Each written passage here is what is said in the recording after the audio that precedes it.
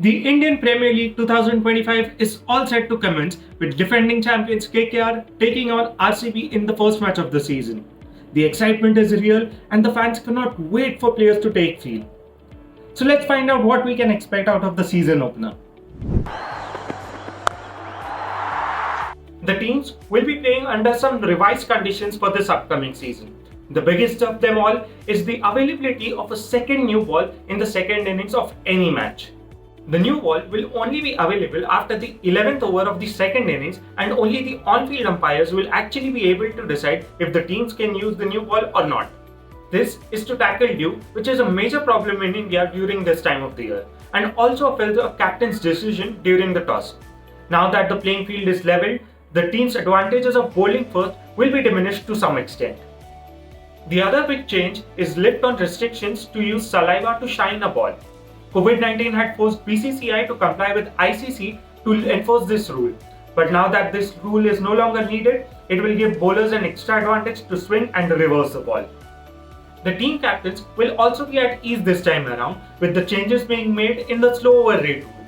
Earlier, the team captains were penalized with a match ban for maintaining a slow over rate. But now, they will be given demerit points which will carry over for 3 years and they won't get immediate bans. Level 1 offenders will be charged 25 to 75% of their match fees and some demerit points. Level 2 offenders will be charged with 4 demerit points, and on accumulation of 4 demerit points, the match referee can impose penalties either in form of 100% match fees or more demerit points depending on the severity of the case. These demerit points will further result in captains being banned from matches. Now coming back to the match between KKR and RCB, the team winning the toss would like to bowl first despite the availability of a second new ball in the second innings.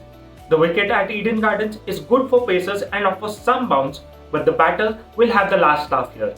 A score of 185 plus is expected and will be a par total here.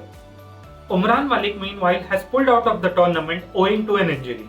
But this still won't be a major problem for KKR as they now have Chetan Sakaria as his replacement, and he can bring in good variety with his left arm pace. As for RCB, their top order batters will have to go big in this first match. Their bowling is not the best and the batters will have to make up for it. Virat Kohli, as usual, will have the spotlight on him.